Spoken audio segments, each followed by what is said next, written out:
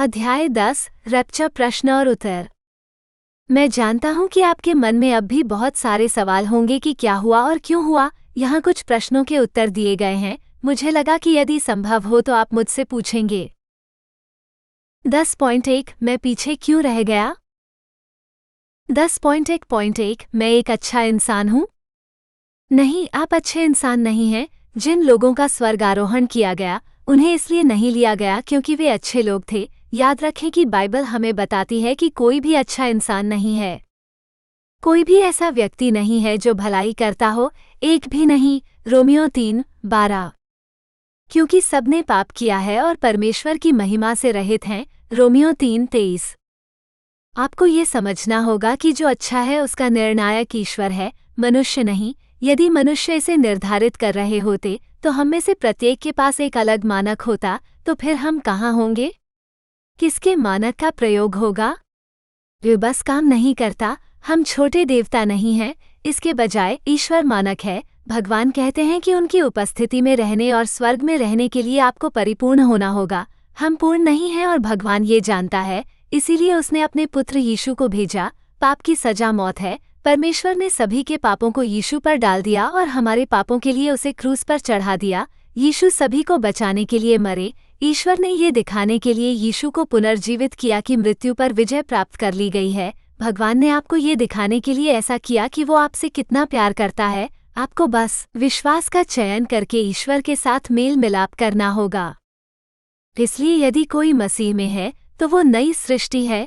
पुरानी बातें बीत गई हैं। देखो, सब बातें नई हो गई हैं, परंतु सब बातें परमेश्वर की ओर से हैं, जिसने मसीह यीशु के द्वारा अपने साथ हमारा मेलमिलाप कर लिया और मेलमिलाप की सेवा हमें सौंप दी है। अर्थात परमेश्वर ने मसीह में होकर अपने साथ संसार का मेलमिलाप कर लिया और उनके अपराधों का उन पर दोष नहीं लगाया और मेलमिलाप का वचन हमें सौंप दिया है। इसलिए हम मसीह की ओर से राजदूत हैं, मानो परमेश्वर हमारे द्वारा विनती कर रहा हो। हम मसीह की ओर से विनती करते हैं कि परमेश्वर के साथ मेलमिलाप कर लो, क्योंकि जो पाप से अज्ञात था उसी को उसने हमारे लिए पाप ठहराया कि हम उसमें होकर परमेश्वर की धार्मिकता बन जाएं। 2 कुरिन्थियों 5:17-21। परमेश्वर ने लोगों को उनके किसी भी कार्य के कारण स्वर्गारोहित नहीं किया। यह इस बारे में था कि उनका मानना था कि भगवान ने उनके लिए क्या किया है। 10.1.2 मुझे भगवान में विश्वास है। ईश्वर में विश्वास करना केवल आवश्यकता का एक हिस्सा है। आप देखिए, राक्षस भी ऐसा मानते हैं। तू कहता है कि मैं विश्वास करता हूँ क्योंकि तू विश्वास करता है कि एक ही परमेश्वर है, तेरे लिए अच्छा है। दुष्टात्माएं भी इस बात पर विश्वास करती हैं और वे भय से कांपती हैं। याकूब 2:19 नया जीवंत अनुवाद। आपको ये भी पहचानना होगा कि आप एक पापी हैं और इस प्रकार जब तक आप अपनी पाप समस्या का समाधान नहीं कर लेते तब तक परमेश्वर के साथ स्वर्ग में रहने में असमर्थ हैं। परंतु तुम्हारे अधर्म के कामों ने तुम्हें तुम्हारे परमेश्वर से अलग कर दिया है और तुम्हारे पापों के कारण उसका मुख तुमसे छिपा है। यशायाह 59:2। आपको विश्वास करना चाहिए कि भगवान ने आपके पापों के लिए मरने के लिए अपने पुत्र यीशु को भेजा। स्वर्ग जाने का यही एकमात्र रास्ता है, यीशु के माध्यम से। तुम्हारा मन व्याकुल न हो, परमेश्वर पर विश्वास रखो, मुझ पर भी विश्वास रखो। यीशु ने उससे कहा, मार्ग और सत्य और जीवन मैं ही हूँ, बिना मेरे द्वारा कोई पिता के पास नहीं पहुँच सकता। यूहन्ना 14:1-6। 10.1.3 मैं एक ईसाई घर में पला बड़ा हूँ। एक आस्तिक होने के नाते आपको यीशु के बारे में व्यक्तिगत निर्णय लेने की आवश्यकता है। कोई अन्य व्यक्ति आपके लिए यह निर्णय नहीं ले सकता। आपको आस्तिक बनने में मदद करने के लिए कोई दूसरा व्यक्ति जो सबसे अच्छा काम कर सकता है वो है आपके लिए प्रार्थना करना। आपके लिए प्रार्थना करके वे ईश्वर से यह जानने में मदद करने के लिए कह रहे हैं कि यीशु ने आपके लिए क्या किया है। आप अपने पापों के लिए ईश्वर के प्रति जवाबदेह हैं, कोई और नहीं है। यहोवा ने आज्ञा दी, पुत्र के कारण पिता को न मार डाला जाए और न पिता के कारण पुत्र को मार डाला जाए। हर एक मनुष्य अपने ही पाप के कारण मर जाए। 2 राजा 14:6। क्योंकि लिखा है, प्रभु कहते हैं, मेरे जीवन की सौगंध, प्रत्येक घुटना मेरे सामने टिकेगा, प्रत्येक जीभ परमेश्वर को अंगीकार करेगी। तो हम में से प्रत्येक परमेश्वर को अपना अपना लेखा देगा। रोमियो 14:11-12। इस धर्म ग्रंथ में हम सीखते हैं कि हमारा हृदय ईश्वर के प्रति सही होना चाहिए और यह परिवर्तन ईश्वर की आत्मा से उत्पन्न होता है। वो पवित्र आत्मा है जो विश्वासियों को तब प्राप्त होती है जब वे यीशु पर विश्वास करते हैं। क्योंकि तुम यहूदी माता पिता से पैदा होने या खतने की रस्म से गुजरने से सच्चे यहूदी नहीं हो। नहीं, सच्चा यहूदी वो है जिसका दिल परमेश्वर के साथ सीधा है, और सच्चा खतना सिर्फ व्यवस्था के अक्षर का पालन करना नहीं है, बल्कि ये परमेश्वर की आत्मा द्वारा उत्पन्न हृदय का परिवर्तन है। और बदला हुआ हृदय वाला व्यक्ति लोगों से नहीं बल्कि परमेश्वर से प्रशंसा चाहता है। रोमियो 2:28-29 नया जीवंत अनुवाद। यीशु प्रत्येक व्यक्ति के पास आते हैं और उनके हृदय के दरवाजे पर दस्तक देते हैं। प्रत्येक व्यक्ति को दरवाज़ा खोलने और उसे अंदर आमंत्रित करने का चयन करना होगा। देख, मैं द्वार पर खड़ा हुआ खटखटाता हूँ। यदि कोई मेरा शब्द सुनकर द्वार खोलेगा तो मैं उसके पास भीतर आकर उसके साथ भोजन करूँगा और वो मेरे साथ। जो जय पाए मैं उसे अपने साथ अपने सिंहासन पर बैठाऊंगा, जैसा कि मैं भी जय पाकर अपने पिता के साथ उसके सिंहासन पर बैठ गया। प्रकाशित वाक्य 3:20-21।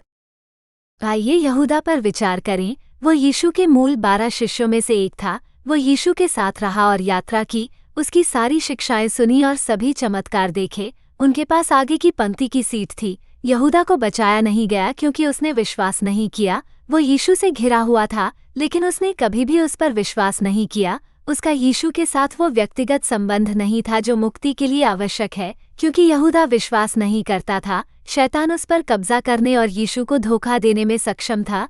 नीचे दिए गए दूसरे धर्मग्रंथ में यीशु अपने शिष्यों के साथ मेज पर बैठे हुए हैं और शैतान यहूदा में समाया, जो इस्करियोती कहलाता है और 12 चेलों में गिना जाता था।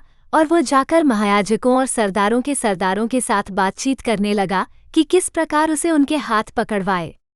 लूका 22:3-4।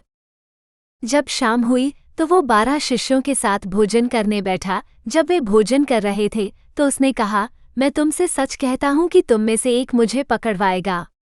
मनुष्य का पुत्र तो जाता ही है जैसा उसके विषय में लिखा है, परंतु उस मनुष्य पर हाय जिसके द्वारा मनुष्य का पुत्र पकड़वाया जाता है। यदि वो मनुष्य न जन्मा होता तो उसके लिए भला होता। यहूदा जिसने उसे पकड़वाया था ने उत्तर दिया, हे रब्बी, क्या वो मैं नहीं हूँ?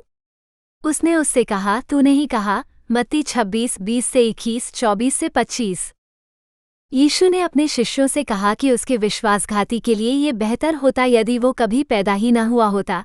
ऐसा इसलिए है क्योंकि यद्यपि यहूदा यीशु के साथ बड़ा हुआ था, फिर भी वो यीशु पर विश्वास नहीं करता था। अतः उनका शाश्वत निवास अग्नि का सरोवर है। 10.1.4 मेरा बपतिस्मा हुआ था। बपतिस्मा लेने से आप नहीं बचेंगे। इसका मतलब ये होगा कि आपने स्वर्ग जाने के लिए कुछ किया है। आप स्वर्ग में अपना रास्ता नहीं कमा सकते। यह विश्वास से है कि आप अंदर आते हैं, अपने कार्यों से नहीं। यह इस बारे में है कि भगवान ने आपके लिए क्या किया। जैसा कि यहाँ दूसरा धर्मग्रंथ कहता है, हम विश्वास के द्वारा न्याय संगत हैं, क्योंकि विश्वास के द्वारा अनुग्रह ही से तुम्हारा उद्धार हुआ है, और ये तुम्हारी ओर से नहीं वरन परमेश्वर का दान है, और न कर्मों के कारण, ऐसा न हो कि कोई घमंड करे। इफिसियों 2:8-9। तो फिर हम क्या कहें कि हमारे पूर्वज अब्राहम ने शरीर के अनुसार क्या पाया? क्योंकि यदि अब्राहम कर्मों से धर्मी ठहराया जाता तो उसके लिए घमंड करने की बात होती, परंतु परमेश्वर के सामने नहीं। क्योंकि पवित्र शास्त्र क्या कहता है? अब्राहम ने परमेश्वर पर विश्वास किया और यह उसके लिए धार्मिकता गिना गया। यह नहीं लिखा गया कि यह केवल उसके लिए गिना गया, परंतु हमारे लिए भी, जिनके लिए गिना जाएगा, जो उस पर विश्वास करते हैं, जिसने हमारे प्रभु यीशु को मरे हुओं में से जिलाया। सो जब हम विश्वास से धर्मी ठहरे तो अपने प्रभु यीशु मसीह के द्वारा परमेश्वर के साथ मेल रखें। रोमियो 4:1-3, 23-24, 5:1। यदि आप खुद को बचाने के लिए विश्वास के अलावा किसी और चीज़ पर भरोसा कर रहे हैं, जैसे कि आपका बपतिस्मा या आपका खतना, तो आप बचाए नहीं गए हैं। सुनो, मैं पौलुस तुमसे ये कहता हूँ, यदि तुम परमेश्वर के सामने धर्मी बनने के लिए खतने पर भरोसा करते हो तो मसीह तुम्हारे लिए कुछ भी लाभ नहीं करेगा। क्योंकि यदि तुम व्यवस्था का पालन करके परमेश्वर के सामने धर्मी बनने की कोशिश करते हो तो तुम मसीह से अलग हो गए हो, तुम परमेश्वर के अनुग्रह से दूर हो गए हो। लेकिन हम जो आत्मा के द्वारा जीते हैं, उस धार्मिकता को पाने के लिए उत्सुकता से प्रतीक्षा करते हैं जिसका वादा परमेश्वर ने हमसे किया है। क्योंकि जब हम मसीह यीशु में अपना विश्वास रखते हैं तो खतना होने या खतना न होने से कोई लाभ नहीं है। जो महत्वपूर्ण है वो है प्रेम में व्यक्त किया गया विश्वास। गलातियों 5:2-4-6 नया जीवंत अनुवाद। बाइबल कहती है कि आपको बपतिस्मा लेना चाहिए, लेकिन अपनी आत्मा को बचाने के लिए नहीं। विश्वासियों को अपने विश्वास को प्रदर्शित करने और यीशु में विश्वास करने के लिए किए गए निर्णय को दिखाने के लिए बपतिस्मा लेना होता है। जैसे आप अपने जीवन साथी के साथ अपने रिश्ते का जश्न मनाने और प्रदर्शित करने के लिए एक विवाह समारोह आयोजित करते हैं, वैसे ही बपतिस्मा जश्न मनाता है और यीशु के साथ आपके रिश्ते को दर्शाता है। यीशु के शिष्यों में से एक पतरस हमें बताता है कि बपतिस्मा एक स्वच्छ अंतःकरण से ईश्वर के प्रति एक प्रतिक्रिया है। एक बार जब आप यीशु पर विश्वास रखते हैं तो आपको शुद्ध विवेक मिलता है, और वो जल बपतिस्मा का प्रतीक है जो अब आपको बचाता है, आपके शरीर से गंदगी को दूर करके नहीं, बल्कि शुद्ध विवेक से परमेश्वर के प्रति प्रतिक्रिया के रूप में। ये यीशु मसीह के पुनरुत्थान के कारण प्रभावी है। प्रथम पतरस 3:21 नया जीवंत अनुवाद। बाइबल से एक अच्छा उदाहरण वो चोर है जो यीशु के बगल में क्रूस पर था। यीशु ने उससे कहा कि वो उस दिन उसके साथ स्वर्ग में होगा, फिर भी उसने कभी बपतिस्मा नहीं लिया और यीशु की मृत्यु के बाद उसकी मृत्यु हो गई। वो अपने विश्वास के कारण बच गया। ये धर्मग्रंथ 2 अपराधियों के साथ यीशु के क्रूस पर चढ़ने का वृतांत है। और भी 2 अपराधी थे जो उसके साथ मृत्युदंड पाने के लिए ले जाए गए। जब वे उस जगह पहुंचे जिसे खोपड़ी कहा जाता है, तो उन्होंने उसे वहां अपराधियों के साथ क्रूस पर चढ़ाया, एक को दाहिनी ओर और दूसरे को बाईं ओर। जो अपराधी फांसी पर लटकाए गए थे, उनमें से एक ने उसका अपमान करते हुए कहा, यदि तू मसीह है तो अपने आप को और हमें बचा। परंतु दूसरे ने उत्तर दिया और उसे डांटकर कहा, क्या तू परमेश्वर से भी नहीं डरता, क्योंकि तू भी उसी दंड के योग्य है? और हम तो न्याय के अनुसार दंड पा रहे हैं, क्योंकि हम अपने कामों का ठीक फल पा रहे हैं, पर इसने कोई अनुचित काम नहीं किया। उसने यीशु से कहा, हे प्रभु, जब तू अपने राज्य में आए तो मुझे स्मरण करना। यीशु ने उससे कहा, मैं तुझसे सच कहता हूँ कि आज ही तू मेरे साथ स्वर्गलोक में होगा। लूका 23:32-33, 39-43। बाइबल से एक और बात यह है कि यीशु ने किसी को बपतिस्मा नहीं दिया। यदि वो कुछ ऐसा होता जो स्वर्ग में प्रवेश करने के लिए आवश्यक होता, तो क्या आपको नहीं लगता कि यीशु हर जगह जाकर सभी को बपतिस्मा देता? प्रेरित पौलुस हमें ये समझाता है क्योंकि वो लोगों को बपतिस्मा देने के लिए भी नहीं जाता था। ऐसा इसलिए है क्योंकि उन दोनों को खुशखबरी का प्रचार करने के लिए भेजा गया था, क्योंकि यही लोगों को बचाता है। क्योंकि मसीह ने मुझे बपतिस्मा देने को नहीं, परंतु सुसमाचार सुनाने को भेजा है, और यह भी शब्दों के ज्ञान के अनुसार नहीं, ऐसा न हो कि मसीह का क्रूस व्यर्थ ठहरे। प्रथम कुरिन्थियों 1:17। स्वर्ग में जाना, आस्तिक माना जाना, ईश्वर के साथ अनंत काल तक रहना और बचाया जाना केवल एक ही बात है, आपका विश्वास कि यीशु आपके पापों के लिए मरा। 10.1.5 मैं चच गया। बचाए जाने का मतलब यह नहीं है कि आपने क्या किया है, या जैसा कि बाइबल इसे आपके कार्यों के रूप में कहती है, आप स्वर्ग में अपना रास्ता नहीं कमा सकते, क्योंकि विश्वास के द्वारा अनुग्रह ही से तुम्हारा उद्धार हुआ है, और ये तुम्हारी ओर से नहीं, वरन परमेश्वर का दान है, और न कर्मों के कारण, ऐसा न हो कि कोई घमंड करे। इफिसियों 2:8-9। स्वर्ग में जाने का रास्ता यह विश्वास करना है कि यीशु ही रास्ता है। यीशु ने उससे कहा, मार्ग और सत्य और जीवन मैं ही हूँ, बिना मेरे द्वारा कोई पिता के पास नहीं पहुँच सकता। यूहन्ना 14:6। यदि आपने चर्च में भाग लिया और ईश्वर, यीशु और शायद उत्साह के बारे में भी सीखा, तो इसका मतलब यह नहीं है कि आपने यीशु में अपना विश्वास रख दिया है। बचाए जाने के लिए आपको यीशु के साथ रिश्ता रखना होगा। ये धर्मग्रंथ यीशु के बारे में बात कर रहा है जब ये कहता है, उसी में तुमने भी सत्य का वचन सुना, जो तुम्हारे उद्धार का सुसमाचार है, और जिस पर विश्वास करके प्रतिज्ञा किए हुए पवित्र आत्मा की छाप लगी। इफिसियों 1:13।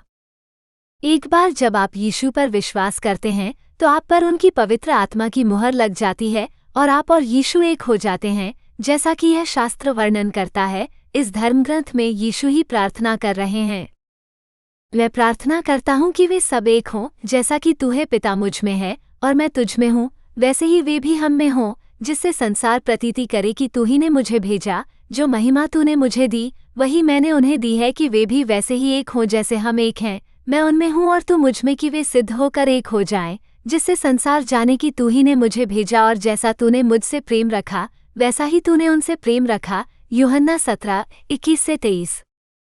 चर्च में जाने का कार्य आपको नहीं बचाएगा। यह वही है जो आप चर्च में सुनते और पढ़ते हैं और यीशु के बारे में विश्वास करते हैं जो आपको बचाएगा। बचाए जाने के लिए आपको अपना विश्वास यीशु पर रखना होगा। 10.1.6 मैंने बाइबल पढ़ी है। बाइबल, ईश्वर, यीशु आदि के बारे में ज्ञानी होना आपको नहीं बचाएगा। तुम्हें फिर से जन्म लेना होगा। बाइबल में इसका एक महान उदाहरण है। उसका नाम निकोदेमुस था। वो एक फरीसी था, उच्च शिक्षित व्यक्ति था और यहूदी धर्मग्रंथों का अध्ययन करता था। वो संभवतः स्वयं धर्मग्रंथों का शिक्षक था। उसने यीशु से पूछा कि बचाए जाने के लिए क्या करना होगा। यीशु ने उससे यही कहा। यीशु ने उसको उत्तर दिया, मैं तुझसे सच सच कहता हूँ, यदि कोई नए सिरे से न जन्मे तो परमेश्वर का राज्य देख नहीं सकता। निकोदेमुस ने उससे कहा, मनुष्य जब बूढ़ा हो गया तो कैसे जन्म ले सकता है? क्या वो अपनी माँ के गर्भ में दूसरी बार प्रवेश करके जन्म ले सकता है?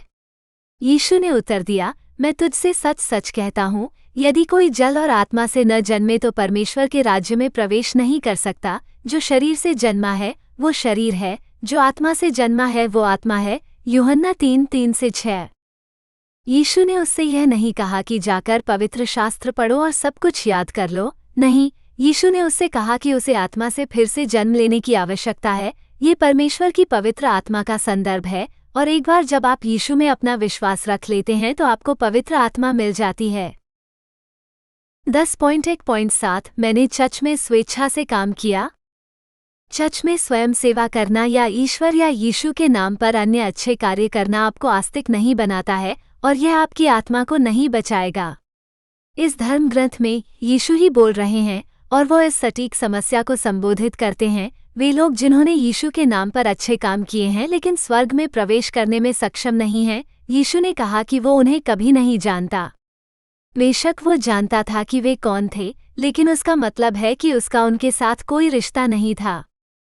जो मुझसे हे प्रभु कहता है, उनमें से हर एक स्वर्ग के राज्य में प्रवेश न करेगा, परंतु वही जो मेरे स्वर्गीय पिता की इच्छा पर चलता है। उस दिन बहुत से लोग मुझसे कहेंगे, हे प्रभु, क्या हमने तेरे नाम से भविष्यवाणी नहीं की और तेरे नाम से दुष्टात्माओं को नहीं निकाला और तेरे नाम से बहुत से सामर्थ्य के काम नहीं किए? तब मैं उनसे कहूँगा, मैंने तुमको कभी नहीं जाना। हे कुकर्म करने वालों, मेरे पास से चले जाओ। मत्ती 7:21-23। याद रखें कि बचाया जाना ईश्वर की कृपा और आपके प्रति उसके प्रेम के बारे में है। यह आपकी उपलब्धियों या आप उसके लिए कितनी मेहनत करते हैं इसके बारे में नहीं है। ये यीशु पर विश्वास करने और उसके साथ संबंध बनाने पर निर्भर करता है। यही एकमात्र कार्य है जिसकी अपेक्षा परमेश्वर आपसे करता है कि आप यीशु पर विश्वास करते हैं। यीशु ने उनसे कहा, केवल यही काम परमेश्वर तुमसे चाहता है, उस पर विश्वास करो जिसे उसने भेजा है। यूहन्ना 6:29 नया जीवंत अनुवाद। तब तुम विश्वास करने के कारण धर्मी गिने जाओगे। जो काम करता है उसके लिए मजदूरी अनुग्रह नहीं परंतु हक समझी जाती है, परंतु जो काम नहीं करता वरन भक्तिहीन के धर्मी ठहराने वाले पर विश्वास करता है, उसका विश्वास उसके लिए धार्मिकता गिना जाता है। रोमियो 4:4-5। 10.1.8 मैंने भगवान के काम के लिए पैसा दिया। किसी चर्च या अन्य संगठनों को पैसा देना जो भगवान का काम करते हैं, आपको स्वर्ग नहीं मिलेगा। आप परमेश्वर की उपस्थिति में अपना रास्ता नहीं खरीद सकते या कमा नहीं सकते। इन दो धर्म ग्रंथों में यीशु ही फरीसियों से बात कर रहे हैं। वे पैसे भी दे रहे थे, लेकिन उन्होंने सबसे महत्वपूर्ण चीज की उपेक्षा की, विश्वास। हे कपटी शास्त्रियों और फरीसियों, तुम पर हाय, तुम पुदीने, सौंफ और जीरे का 10वां अंश देते हो, परंतु व्यवस्था की गंभीर बातें अर्थात न्याय, दया और विश्वास को छोड़ देते हो। परंतु चाहिए था कि इन्हें भी करते रहते और इन्हें भी न छोड़ते। मत्ती 23:23। हे फरीसियों, तुम पर क्या ही दुख आएगा, तुम अपने बगीचे की छोटी छोटी उपज का 10वां हिस्सा देने में तो सावधान रहते हो, परंतु न्याय और परमेश्वर के प्रेम को अनदेखा करते हो। तुम्हें 10वां हिस्सा देना चाहिए, परंतु अधिक महत्वपूर्ण बातों को नजरअंदाज नहीं करना चाहिए। लूका 11:42 नया जीवंत अनुवाद। सिर्फ इसलिए कि आप भगवान के काम के लिए दे रहे हैं, इसका मतलब यह नहीं है कि आप यीशु को जानते हैं और मानते हैं कि वो आपके पापों के लिए मर गया। इस धर्मग्रंथ में भी यीशु ही बोल रहे हैं और वो कहते हैं कि बहुत से लोग जिन्होंने उनके नाम पर अच्छे काम किए वे स्वर्ग में नहीं पहुंचेंगे। ऐसा इसलिए है क्योंकि वो उन्हें कभी नहीं जानता था। यीशु की पवित्र आत्मा उनके अंदर कभी नहीं रही क्योंकि उन्होंने कभी भी यीशु पर विश्वास नहीं किया। जो मुझसे हे प्रभु कहता है, उनमें से हर एक स्वर्ग के राज्य में प्रवेश न करेगा, परंतु वही जो मेरे स्वर्गीय पिता की इच्छा पर चलता है। उस दिन बहुत से लोग मुझसे कहेंगे, हे प्रभु, क्या हमने तेरे नाम से भविष्यवाणी नहीं की और तेरे नाम से दुष्टात्माओं को नहीं निकाला और तेरे नाम से बहुत से सामर्थ्य के काम नहीं किए? तब मैं उनसे कहूँगा, मैंने तुमको कभी नहीं जाना, हे कुकर्म करने वालों, मेरे पास से चले जाओ। मत्ती 7:21-23। आपको भगवान की पूजा और पैसे की पूजा के बीच चयन करने की आवश्यकता है। मैं विशेष रूप से आज जानता हूँ कि ऐसा लगता है कि पैसा आपकी सभी समस्याओं का समाधान कर सकता है। मैं सहमत हूँ कि यह निश्चित रूप से आपकी कई सांसारिक समस्याओं का समाधान कर सकता है। उस दृष्टिकोण के साथ समस्या यह है कि पृथ्वी पर आपके वर्तमान शरीर में आपका जीवन अनंत काल की तुलना में सिर्फ एक वाष्प है। पैसा होने से आपके लिए यह महसूस करना कठिन हो सकता है कि आपको अपने जीवन में ईश्वर की आवश्यकता है। एक दिन एक युवा अमीर आदमी यीशु के पास आया और पूछा कि अनंत जीवन पाने के लिए उसे क्या करने की आवश्यकता है। यीशु ने उससे यही कहा। देखो, एक व्यक्ति उसके पास आया और कहा, हे उत्तम गुरु, मैं कौन सा भला काम करूं कि अनंत जीवन पाऊं? यीशु ने उससे कहा, यदि तू सिद्ध होना चाहता है तो जा, जो कुछ तेरे पास है उसे बेचकर कंगालों को दे दे और तुझे स्वर्ग में धन मिलेगा, और आकर मेरे पीछे हो ले। परंतु जब उस युवक ने ये सुना तो वो उदास होकर चला गया क्योंकि वो बहुत धनवान था। यीशु ने अपने चेलों से कहा, मैं तुमसे सच सच कहता हूँ कि धनवान मनुष्य का स्वर्ग के राज्य में प्रवेश कठिनता से होगा। मत्ती 19:16-21-23। यीशु ने उससे कहा कि वो अपनी सारी संपत्ति बेच दे, गरीबों को दे दे और फिर आकर उसके पीछे हो ले। यीशु ये देखना चाहता था कि वो किससे या किस चीज से सबसे अधिक प्रेम करता है। चूंकि वो अमीर आदमी दुखी होकर चला गया, ऐसा लगता है कि वो यीशु से ज्यादा अपनी चीजों से प्यार करता था। ऐसा इसलिए है क्योंकि भगवान और धन दोनों की पूजा करना असंभव है। यह एक या दूसरा है। इस शास्त्र में मैमन का अर्थ धन या खजाना है। कोई मनुष्य दो स्वामियों की सेवा नहीं कर सकता, क्योंकि या तो वो एक से बैर रखेगा और दूसरे से प्रेम रखेगा, या एक से मिला रहेगा और दूसरे को तुच्छ जानेगा। तुम परमेश्वर और धन दोनों की सेवा नहीं कर सकते। मत्ती 6:24। भगवान के प्रति समर्पण करो और वह तुम्हें प्रदान करेगा। याद रखें कि बचाए जाने के लिए भगवान आपसे केवल यही अपेक्षा करते हैं कि आप यीशु पर विश्वास करें। यीशु ने उनसे कहा, केवल यही काम परमेश्वर तुमसे चाहता है, उस पर विश्वास करो जिसे उसने भेजा है। यूहन्ना 6:29 नया जीवंत अनुवाद। क्योंकि विश्वास के द्वारा अनुग्रह ही से तुम्हारा उद्धार हुआ है, और ये तुम्हारी ओर से नहीं वरन परमेश्वर का दान है, और न कर्मों के कारण, ऐसा न हो कि कोई घमंड करे। इफिसियों 2:8-9। जब आप यीशु पर विश्वास करने का निर्णय लेते हैं तो जो धन आप भगवान के कार्य के लिए दान कर रहे हैं वो व्यर्थ नहीं जाएगा। आप पवित्र आत्मा द्वारा धोए गए स्वच्छ हृदय से दे रहे होंगे। आप स्वर्ग में खजाना जमा कर रहे होंगे। अपने लिए पृथ्वी पर धन इकट्ठा ना करो, जहाँ कीड़ा और काई बिगाड़ते हैं और जहाँ चोर सेंध लगाते और चुराते हैं, परंतु अपने लिए स्वर्ग में धन इकट्ठा करो, जहाँ न तो कीड़ा और न काई बिगाड़ते हैं और जहाँ चोर सेंध लगाते और चुराते नहीं, क्योंकि जहाँ तुम्हारा धन है वहाँ तुम्हारा मन भी लगा रहेगा। मत्ती 6:19-21। 10.2 इन लोगों का स्वर्गारोहण क्यों किया गया? 10.2.1 वे लोग जो ईसाइयों की तरह नहीं दिखते थे। ईसाई वे लोग जिन्होंने यीशु की मृत्यु और पुनरुत्थान में अपना बचाने वाला विश्वास रखा है। उन्हें किसी विशेष राह पर जाने की जरूरत नहीं है। वे जीवन के सभी क्षेत्रों, सभी संस्कृतियों, सभी देशों और सभी जातियों से आएंगे। ये दो शास्त्र इस सत्य को स्पष्ट करते हैं। पहला धर्मग्रंथ स्वर्गारोहण के ठीक बाद होता है, इसलिए ये स्वर्गारोहित लोगों का एक अच्छा वर्णन है। दूसरा धर्मग्रंथ मेघारोहण के बाद क्लेश के दौरान घटित होता है, और यह क्लेश के दौरान बचाए गए लोगों का एक अच्छा वर्णन है। उन प्राचीनों में से एक ने मुझसे कहा, मत रो, देख, यहूदा के गोत्र का वो सिंह जो दाऊद का मूल है जयवंत हुआ है। वही उस पुस्तक और उसकी 7 मुहरों को खोलता है। उन्होंने एक नया गीत गाया जिसमें कहा गया, तू ही उस पुस्तक को लेने और उसकी मोहरें खोलने के योग्य है, क्योंकि तूने वध करके अपने लोहू से हर एक कुल और भाषा और लोग और जाति में से लोगों को परमेश्वर के लिए मोल लिया है। प्रकाशित वाक्य 5:5-9। इसके बाद मैंने दृष्टि की और देखो, हर एक जाति और कुल और लोग और भाषा में से एक ऐसी बड़ी भीड़ जिसे कोई गिन नहीं सकता था, श्वेत वस्त्र पहने और अपने हाथों में खजूर की डालियां लिए हुए सिंहासन के सामने और मेमने के सामने खड़ी है। और वे ऊंचे शब्द से पुकारकर कह रहे थे कि उद्धार हमारे परमेश्वर का जो सिंहासन पर बैठा है और मेमने का जय जयकार हो। प्रकाशित वाक्य 7:9-10। ध्यान दें कि दोनों धर्मग्रंथ हर जनजाति, भाषा, लोगों और राष्ट्र से बचाए गए लोगों को दिखाते हैं। ये बहुत विविधता है। जिन लोगों का स्वर्गारोहण किया गया वे सभी एक विशेष तरीके से नहीं दिखेंगे, वे सभी अलग दिखने वाले हैं।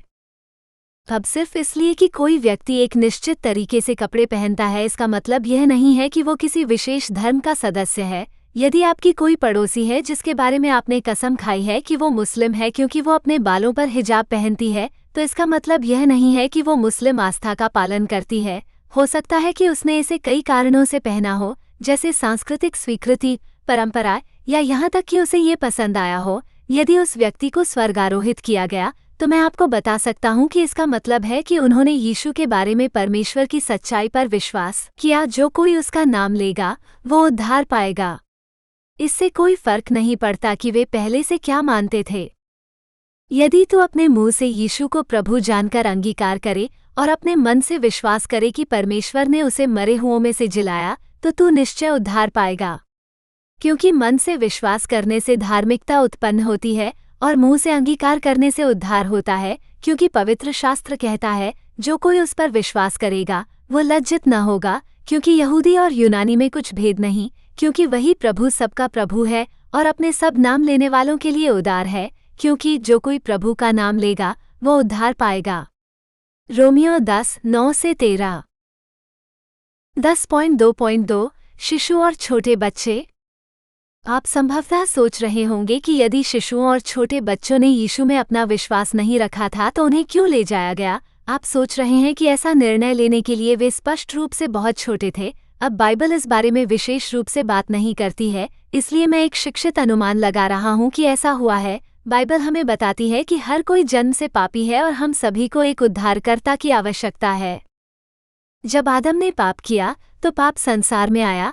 आदम के पाप ने मृत्यु लाई, इसलिए मृत्यु सब में फैल गई क्योंकि सबने पाप किया था। हाँ, आदम के एक पाप ने सभी को दंडित किया, लेकिन मसीह के धार्मिकता के एक कार्य ने सभी के लिए परमेश्वर के साथ सही संबंध और नया जीवन लाया। रोमियो 5:12-18 नया जीवंत अनुवाद। हालांकि मेरा मानना है कि एक युग है जिसमें यीशु हमें सुसमाचार को समझने के लिए जिम्मेदार ठहराते हैं। ईश्वर ने हम में से प्रत्येक को कैसे विशिष्ट रूप से बनाया है, इसके आधार पर प्रत्येक व्यक्ति की उम्र अलग अलग होने की संभावना है। यदि शिशुओं और छोटे बच्चों को स्वर्गारोहित किया गया तो इसका कारण ये है कि ईश्वर ने उन्हें सुसमाचार को समझने के लिए जिम्मेदार नहीं ठहराया। आइए विचार करें कि बाइबल बच्चों के संबंध में क्या कहती है। राजा डेविड का पहला बच्चा जन्म के कुछ समय बाद ही मर गया। हमें पता चलता है कि वो जानता था कि वो बच्चा स्वर्ग में भगवान के साथ था, क्योंकि उसे विश्वास था कि वो उसे फिर से देखेगा। इस छोटे बच्चे को विश्वास करने या आस्था रखने के लिए जिम्मेदार नहीं ठहराया गया था। परंतु जब दाऊद ने देखा कि उसके सेवक आपस में कानाफूसी कर रहे हैं, तब दाऊद ने जान लिया कि बच्चा मर गया है। तब दाऊद ने अपने सेवकों से पूछा, क्या बच्चा मर गया? उन्होंने कहा, वो मर गया है। तब दाऊद भूमि पर से उठा और नहाया, तेल लगाया, वस्त्र बदला और यहोवा के भवन में जाकर दंडवत की। तब वो अपने घर आया और जब उसने मांगा तब उन्होंने उसके आगे रोटी परोसी और उसने खाया। तब उसके सेवकों ने उससे कहा, तूने यह क्या किया है? जब तक बच्चा जीवित रहा तब तक तू उसके लिए उपवास करता रहा और रोता रहा, परंतु जब बच्चा मर गया तब तू उठकर रोटी खाता रहा। उसने कहा, जब तक बच्चा जीवित रहा तब तक मैं उपवास करता रहा और रोता रहा, क्योंकि मैं सोचता था, कौन जाने यहोवा मुझ पर अनुग्रह करे कि बच्चा जीवित रहे। परंतु अब वो मर गया तो मैं क्यों उपवास करूं? क्या मैं उसे लौटा ला सकता हूं? मैं उसके पास जाऊंगा, परंतु वो मेरे पास लौटकर न आएगा। द्वितीय शमूएल 12:19-23। बाइबल में हम ये भी सीखते हैं कि भगवान के पास जीवन की एक पुस्तक है जिसमें वो प्रत्येक व्यक्ति का नाम लिखते हैं। तेरी आंखों ने मेरे शरीर को देखा, वे सब दिन जो मेरे लिए ठहराए गए थे, वे सब तेरी पुस्तक में लिखे हुए थे, जब उनमें से कोई भी अभी तक नहीं हुआ था। भजन संहिता 139:16। जब किसी व्यक्ति ने अपना हृदय परमेश्वर के विरुद्ध कठोर कर लिया हो और यीशु के बचाने वाले अनुग्रह में विश्वास करने से इनकार कर दिया हो, तो परमेश्वर उसका नाम मिटा देता है। पहले धर्मग्रंथ में यीशु बोल रहे हैं और अंतिम धर्मग्रंथ राजा डेविड द्वारा लिखा गया था। जो जय पाए उसे श्वेत वस्त्र पहनाया जाएगा, और मैं उसका नाम जीवन की पुस्तक में से किसी रीति से न काटूंगा, वरन उसका नाम अपने पिता और उसके स्वर्गदूतों के सामने मान लूंगा। प्रकाशित वाक्य 3:5।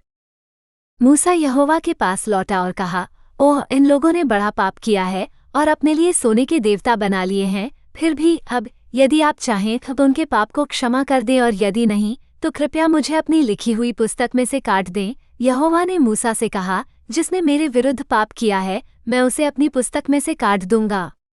निर्गमन 32:31-33। मेरे प्राण के निकट आओ और उसे छुड़ाओ, मेरे शत्रुओं के कारण मुझे छुड़ाओ, क्योंकि वे उसे सताते हैं जिसे तूने घायल किया है। वे उन लोगों के दुख की चर्चा करते हैं जिन्हें तूने चोट पहुंचाई है। उन पर अपराध का आरोप लगाओ, उन्हें अपनी धार्मिकता में आने न दो, उन्हें जीवन की पुस्तक से मिटा दो और धर्मियों के साथ न लिखो। भजन संहिता 69:18-26-28। ये हमें बताता है कि हर कोई शुरुआत में जीवन की किताब से शुरुआत करता है। ये केवल तभी होता है जब हम ईश्वर को अस्वीकार करने में सक्षम होते हैं कि हम इससे दूर हो जाते हैं। शिशु और छोटे बच्चे निश्चित रूप से ईश्वर को अस्वीकार करने में सक्षम नहीं हैं। तो किस उम्र में बच्चों को जवाबदेह ठहराया जाता है? बाइबल यह नहीं कहती। ये हमें बताता है कि बच्चे बुराई से इनकार करने से पहले ठोस भोजन खा सकेंगे। जब ये बच्चा इतना बड़ा होगा कि वो सही को चुन सके और गलत को अस्वीकार कर सके, तब वो दही और शहद खा रहा होगा। यशायाह 7:15 नया जीवंत अनुवाद। जब मूसा ने इस्राएलियों को मिस्र के बंधन से मुक्त कराया और वे वादा किए गए देश की ओर जा रहे थे, तो हम सीखते हैं कि छोटे बच्चे जिन्हें अच्छे या बुरे का कोई ज्ञान नहीं था, उन्हें उस वादा किए गए देश में प्रवेश करना पड़ा। यहोवा ने तुम्हारे कारण मुझ पर क्रोध करके कहा, तुम भी वहां प्रवेश न करना। नून का पुत्र यहोशू जो तुम्हारे सामने खड़ा रहता है, वो वहां प्रवेश करे, उसको हियाव दे, क्योंकि वही इस्राएल को उसका अधिकारी बनाएगा। और तुम्हारे बाल बच्चे जिनके विषय में तुम कहते हो कि वे बंदी बनाए जाएंगे या मार डाले जाएंगे, अर्थात तुम्हारे बच्चे जो आज भले बुरे का ज्ञान नहीं रखते, वे भी वहां प्रवेश करें। मैं उसे उनको दूंगा और वे उसके अधिकारी होंगे। व्यवस्था विवरण 1:37-39। फिर यीशु के मंत्रालय के दौरान उन्होंने हमसे कहा कि छोटे बच्चों को उनके पास आने दो, क्योंकि स्वर्ग उनका है। परंतु यीशु ने कहा, बालकों को आने दो और उन्हें मेरे पास आने से मना मत करो, क्योंकि स्वर्ग का राज्य ऐसों ही का है। मत्ती 19:14। ये जानकर तसल्ली करें कि कोई भी छोटा बच्चा जो स्वर्गारोहण के दौरान गायब हो गया था, अब हमारे स्वर्गीय पिता के साथ है। 10.2.3 वे लोग जो स्पष्टतः दुष्ट थे। आपको यह विश्वास करने में कठिनाई हो रही होगी कि ईश्वर ने केवल ईसाइयों को स्वर्गारोहण में ले लिया क्योंकि अपराधी, हत्यारे, बलात्कारी और ऐसे ही लोग लुप्त हो गए हैं, तो भगवान उन्हें क्यों लेंगे? या वास्तव में क्या हुआ? ये परमेश्वर का उत्साह नहीं हो सकता था।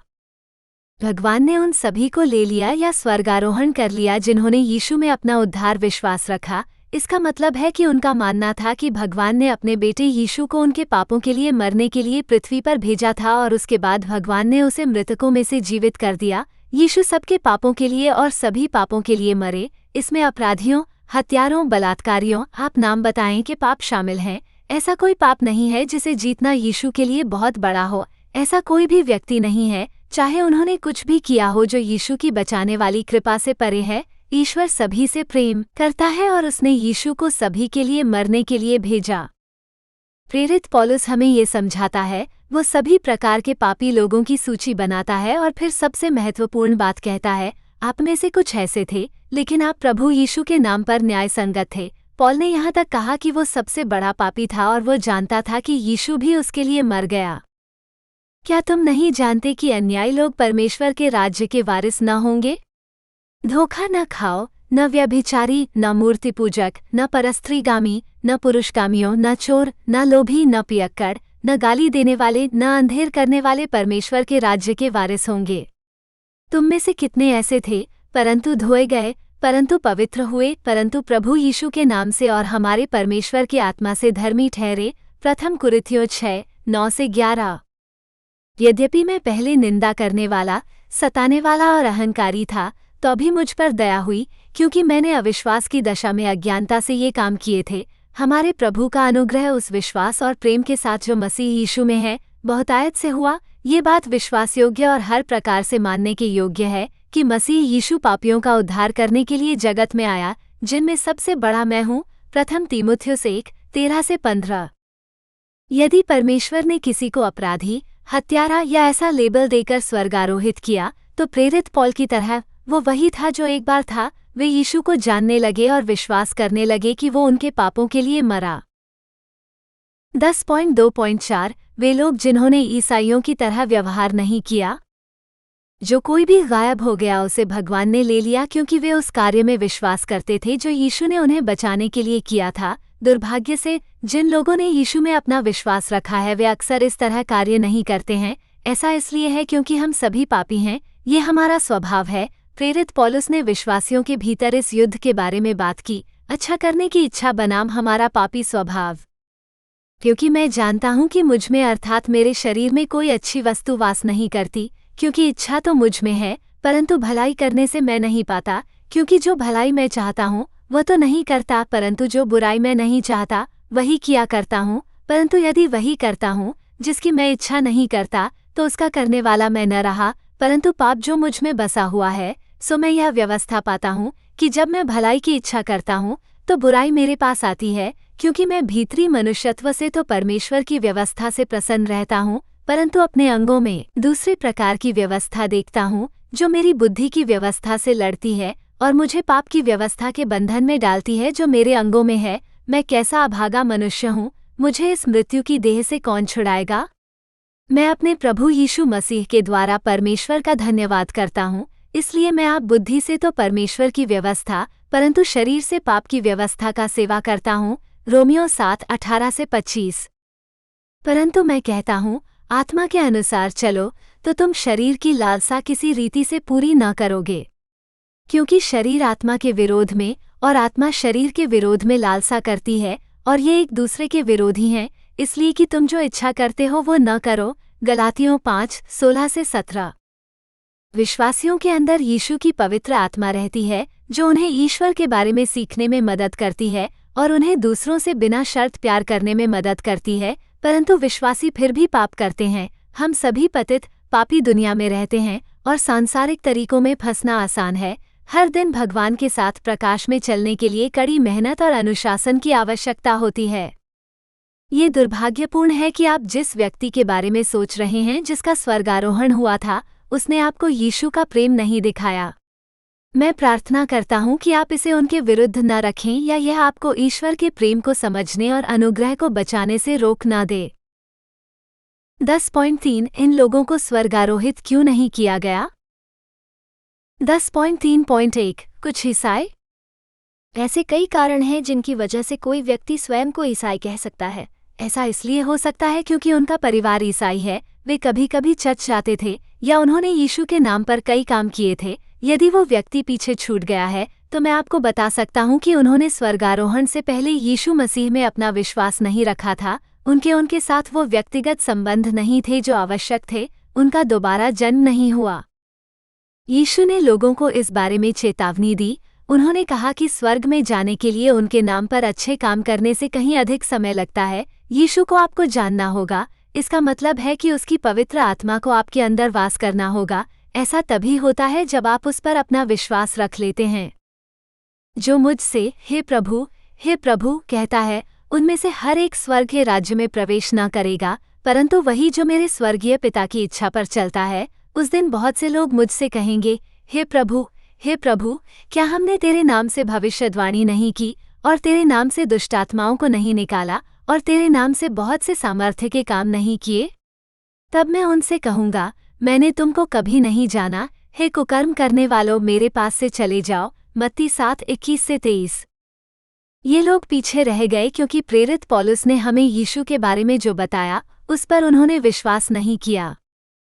अब हे भाइयों, मैं तुम्हें वही सुसमाचार बताता हूँ जो मैंने तुम्हें सुनाया था, जिसे तुमने ग्रहण भी किया था और जिसके द्वारा तुम स्थिर भी हो और जिसके द्वारा तुम उद्धार भी पाते हो, यदि तुम उस वचन को जो मैंने तुम्हें सुनाया था दृढ़ता से थामे रहो, न कि तुम्हारा विश्वास व्यर्थ हुआ, क्योंकि मैंने सबसे पहले तुम्हें वही पहुंचा दिया जो मुझे पहुंचा था, कि पवित्र शास्त्र के वचन के अनुसार यीशु मसीह हमारे पापों के लिए मर गया और गाड़ा गया, और पवित्र शास्त्र के अनुसार तीसरे दिन जी भी उठा, और कैफा को तब 12 को दिखाई दिया, फिर वो 500 से अधिक भाइयों को एक साथ दिखाई दिया, जिनमें से बहुतेरे अब तक वर्तमान हैं और कितने सो भी गए। फिर वो याकूब को, तब सब प्रेरितों को और सबके बाद मुझे भी दिखाई दिया, जो समय से पहले जन्मा था। प्रथम कुरिन्थियों 15:1-8।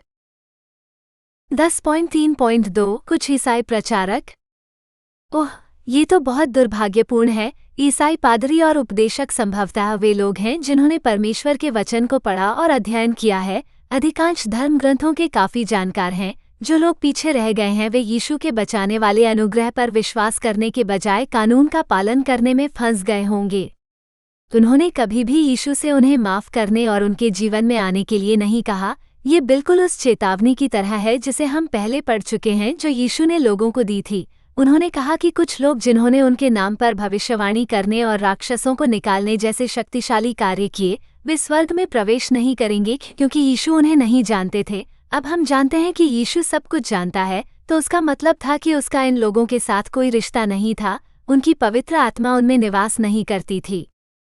जो मुझसे हे प्रभु कहता है, उनमें से हर एक स्वर्ग के राज्य में प्रवेश न करेगा, परंतु वही जो मेरे स्वर्गीय पिता की इच्छा पर चलता है। उस दिन बहुत से लोग मुझसे कहेंगे, हे प्रभु, क्या हमने तेरे नाम से भविष्यवाणी नहीं की, और तेरे नाम से दुष्टात्माओं को नहीं निकाला, और तेरे नाम से बहुत से सामर्थ्य के काम नहीं किए? तब मैं उनसे कहूँगा, मैंने तुमको कभी नहीं जाना। हे कुकर्म करने वालों, मेरे पास से चले जाओ। मत्ती 7:21-23।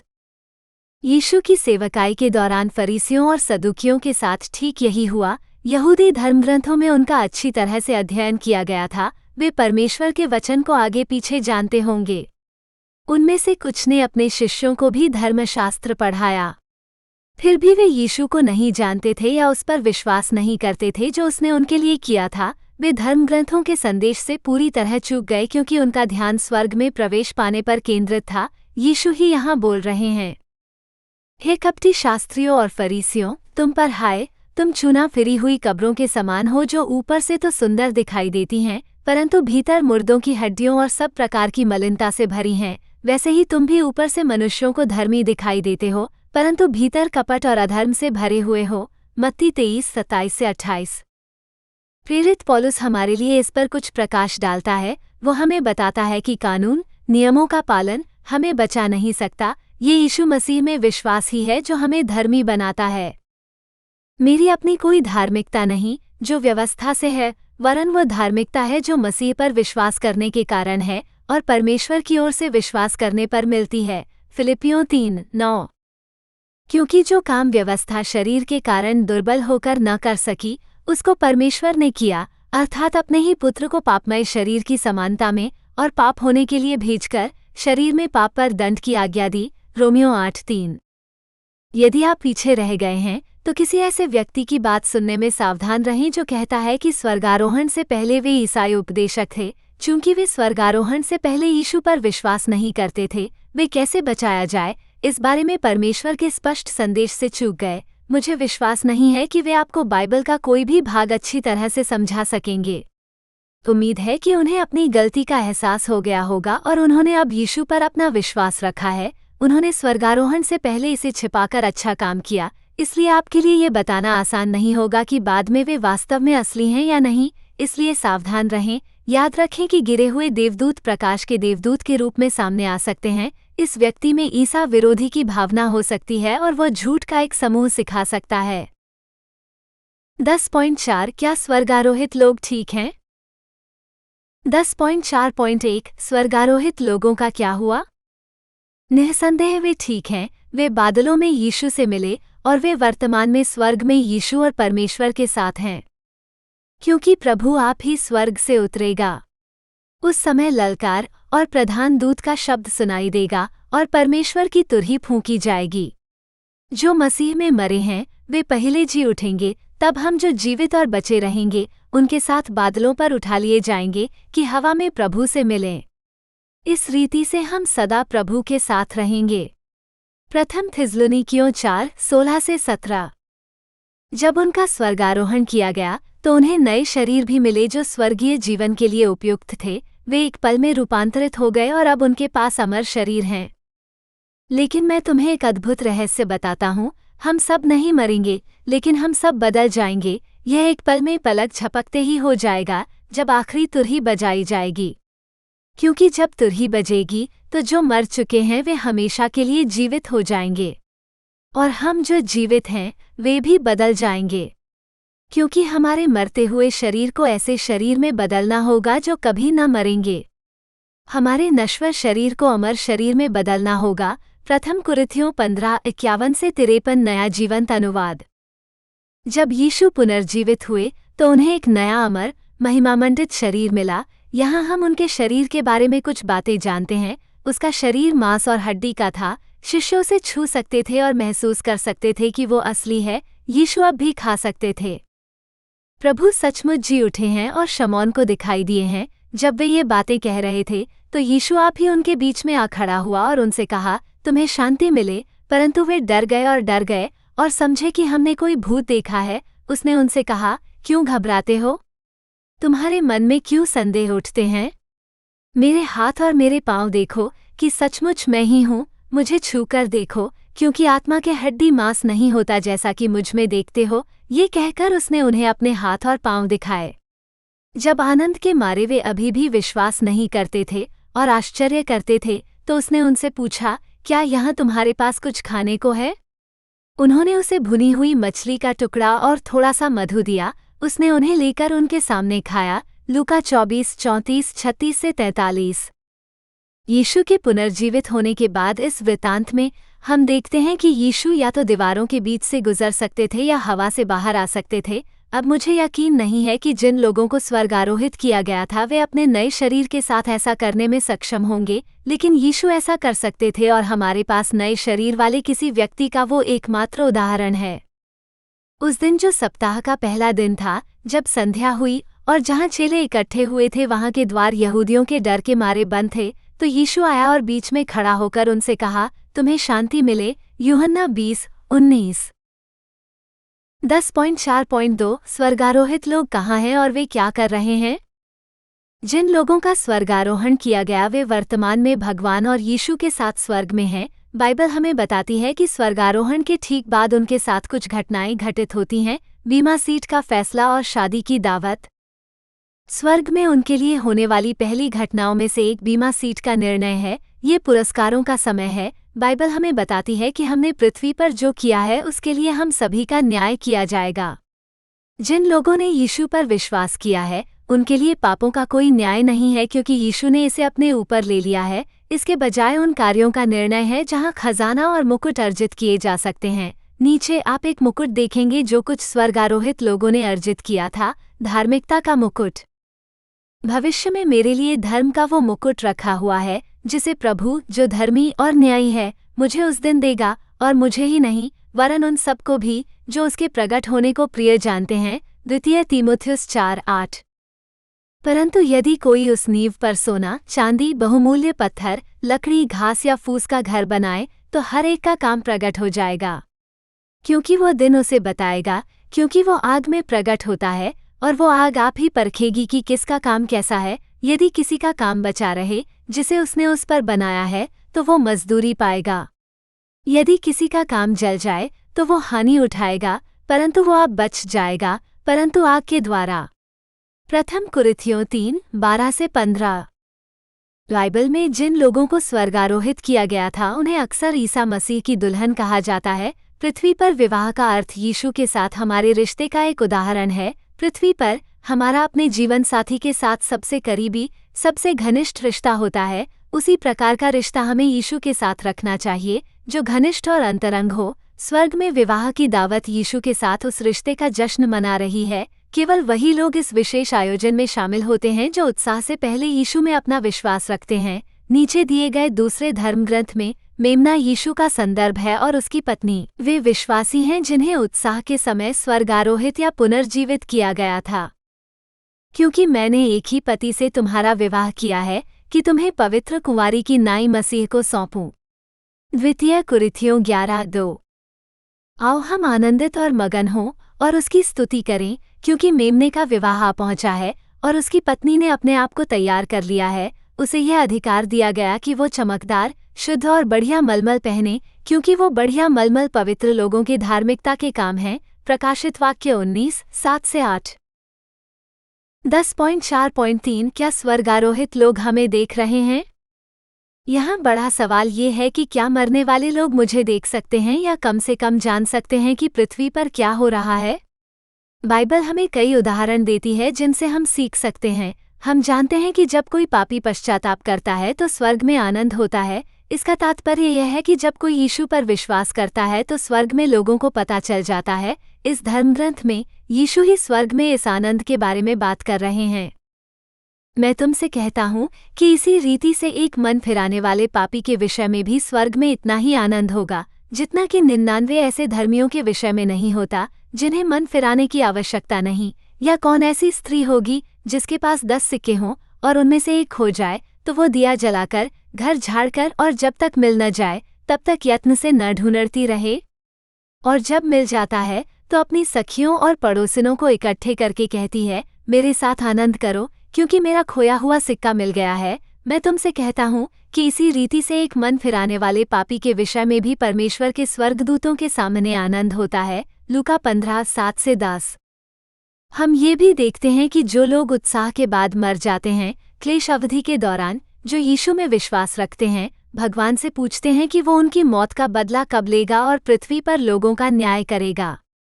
इसका तात्पर्य यह है कि स्वर्ग में वे लोग जानते हैं कि भगवान ने अभी तक उनका बदला नहीं लिया है। मेमना यीशु को संदर्भित करता है। जब उसने 5वीं मुहर खोली तो मैंने वेदी के नीचे उन लोगों की आत्माएं देखी जो परमेश्वर के वचन और मेमने की गवाही के कारण मारे गए थे। वे ऊंची आवाज में चिल्लाते हुए कह रहे थे, हे पवित्र और सत्य प्रभु, तू कब तक न्याय करेगा और पृथ्वी पर रहने वालों से हमारे खून का बदला लेगा? प्रकाशित वाक्य 6:9-10।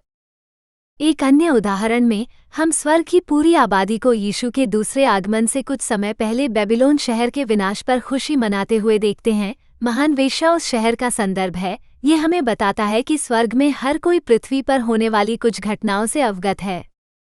इन बातों के बाद मैंने स्वर्ग में बड़ी भीड़ का सा एक बड़ा शब्द ये कहते हुए सुना, हल्लेलुया!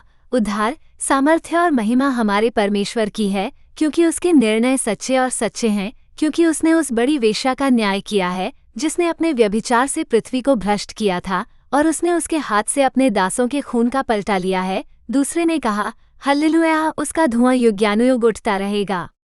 प्रकाशित वाक्य 19:1-3। आखिरी उदाहरण जो मैं प्रदान करूंगा वो राजा शाऊल और भगवान के मृत भविष्यवक्ता शमूएल के बीच की बातचीत है। राजा शाऊल ने ईश्वर के विरुद्ध विद्रोह किया था और उसे अपने भविष्यवक्ताओं या सपनों के माध्यम से ईश्वर से उत्तर नहीं मिल रहा था, इसलिए उसे एक मानसिक व्यक्ति मिला जिसका उपयोग वो मृतकों के साथ बातचीत करने के लिए करता था। हाँ, उसने सचमुच ऐसा किया। आइए देखें ये कैसे हुआ। जब शाऊल ने यहोवा से पूछा तो यहोवा ने उसे स्वप्न, उरीम या भविष्यद्वक्ताओं के द्वारा उत्तर नहीं दिया। तब शाऊल ने अपने सेवकों से कहा, मेरे लिए एक भूत सिद्धि करने वाली स्त्री को खोजो कि मैं उसके पास जाकर उससे पूछूं। उसके सेवकों ने उससे कहा, देख, इंदौर में एक भूत सिद्धि करने वाली स्त्री है। तब स्त्री ने पूछा, मैं किसको तेरे पास ले आऊं? उसने कहा, मेरे लिए शमूएल को ऊपर ले आओ। उसने उससे पूछा, वो कैसा दिखता है? उसने कहा, एक बूढ़ा आदमी ऊपर आ रहा है, वो एक लबादा ओढ़े हुए है। शाऊल ने समझा कि यह शमूएल है और उसने अपना चेहरा जमीन पर झुकाकर सम्मान दिखाया। शमूएल ने शाऊल से कहा, मुझे ऊपर लाने के लिए तुमने मुझे क्यों परेशान किया? शाऊल ने उत्तर दिया, मैं बहुत संकट में हूँ, क्योंकि पलिश्ती मेरे विरुद्ध युद्ध कर रहे हैं और परमेश्वर मेरे पास से चला गया है, और न तो भविष्यद्वक्ताओं के द्वारा और न स्वप्नों के द्वारा मुझे उत्तर देता है। इसलिए मैंने तुझे बुलाया है कि तू मुझे बताए कि मैं क्या करूं। शमूएल ने कहा, फिर तू मुझसे क्यों पूछता है? जबकि यहोवा तेरे पास से चला गया है और तेरा विरोधी हो गया है? यहोवा ने जैसा मुझसे कहा था वैसा ही तुझसे किया है। यहोवा ने राज्य तेरे हाथ से छीनकर तेरे पड़ोसी दाऊद को दे दिया है, क्योंकि तूने यहोवा की बात नहीं मानी और अमालेकियों पर उसका भयंकर क्रोध नहीं भड़काया। इसलिए यहोवा ने आज तुझसे ऐसा व्यवहार किया है, और यहोवा तेरे साथ इस्राएल को भी पलिश्तियों के हाथ में कर देगा, और कल तू और तेरे पुत्र मेरे संग होंगे। यहोवा इस्राएल की सेना को भी पलिश्तियों के हाथ में कर देगा। प्रथम शमूएल 28:6-7, 11-14-19।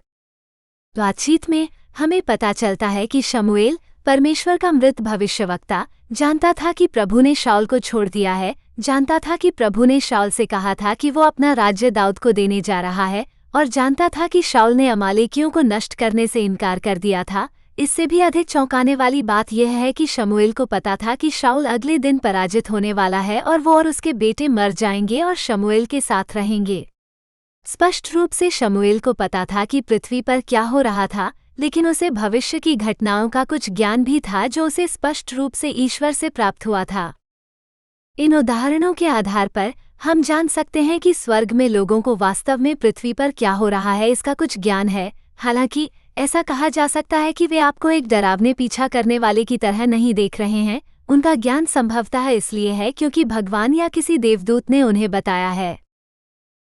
10.5 क्या मैं स्वर्गारोहित लोगों को दोबारा देख पाऊंगा? खैर, ये सब आप पर निर्भर करता है। यदि आप यीशु पर विश्वास करते हैं और विश्वास करते हैं कि वो आपके पापों के लिए मर गया, तो हाँ, आप स्वर्गारोहित लोगों को फिर से देखेंगे। एक आस्तिक के रूप में, यदि आप यीशु के दूसरे आगमन से पहले मर जाते हैं तो आप उन्हें स्वर्ग में देखेंगे। आप एक क्लेश संत के रूप में मरेंगे, जो क्लेश और बड़ी पीड़ा से बचा लिया गया है। इसके बाद मैंने दृष्टि की, और देखो, हर एक जाति और कुल और लोग और भाषा में से एक ऐसी बड़ी भीड़ जिसे कोई गिन नहीं सकता था, श्वेत वस्त्र पहने और अपने हाथों में खजूर की डालियां लिए हुए सिंहासन के सामने और मेमने के सामने खड़ी है। तब उन प्राचीनों में से एक ने मुझसे कहा, ये जो श्वेत वस्त्र पहने हैं वे कौन हैं और कहाँ से आए हैं? मैंने उससे कहा, हे मेरे प्रभु, आप जानते हैं। उसने मुझसे कहा, ये वे हैं जो उस बड़े क्लेश में से निकल कर आए हैं। इन्होंने अपने अपने वस्त्र मेमने के लोहू में धोकर श्वेत किए हैं। प्रकाशित वाक्य 7:9-13-14। यदि आप एक आस्तिक के रूप में क्लेश से बच जाते हैं तो आप उन्हें यीशु के दूसरे आगमन पर और पृथ्वी पर यीशु के शासनकाल के दौरान सहस्राब्दी काल में फिर से देखेंगे। इस धर्म ग्रंथ में हम देखते हैं कि यीशु के दूसरे आगमन पर क्या हो रहा है। शैतान के बंध जाने के बाद यीशु उन विश्वासियों को अलग कर देते हैं जिन्होंने निशान प्राप्त नहीं किया और मसीह विरोधी की पूजा नहीं की। वे भेड़ें हैं। उन्हें पृथ्वी पर यीशु के राज्य में उसके साथ रहने का मौका मिलता है। जो लोग स्वर्गारोहित किए गए थे वे वहां उसके साथ होंगे। परंतु जब मनुष्य का पुत्र अपनी महिमा में आएगा और सब पवित्र स्वर्गदूत उसके साथ आएंगे, तब वो अपनी महिमा के सिंहासन पर विराजमान होगा। उसके सामने सब जातियां इकट्ठी की जाएंगी और वो उन्हें एक दूसरे से अलग करेगा। जैसा चरवाहा भेड़ों को बकरियों से अलग करता है, वो भेड़ों को अपनी दाहिनी ओर और बकरियों को अपनी बाईं ओर खड़ा करेगा। तब राजा अपनी दाहिनी ओर वालों से कहेगा, हे मेरे पिता के धन्य लोगों, आओ उस राज्य के अधिकारी हो जाओ जो जगत की उत्पत्ति से तुम्हारे लिए तैयार किया गया है। तब वो बाईं ओर वालों से भी कहेगा, हे शापित लोगों, मेरे पास से चले जाओ और उस अनंत आग में चले जाओ जो शैतान और उसके दूतों के लिए तैयार की गई है। मत्ती 25:31-34-41। यदि आप विश्वास न करना चुनते हैं तो नहीं, आप उन्हें दोबारा नहीं देखेंगे। ऐसा इसलिए है क्योंकि स्वर्गारोहित लोग हमेशा वहीं रहेंगे जहां यीशु हैं, या तो स्वर्ग में या सहस्राब्दी राज्य में उनके साथ पृथ्वी पर जब आप मरेंगे, या यदि यीशु के वापस आने पर आप जीवित होंगे तो आप आग की झील में समा जाएंगे जो शैतान के लिए बनाई गई थी। उपरोक्त धर्मग्रंथ में आप बकरी हैं।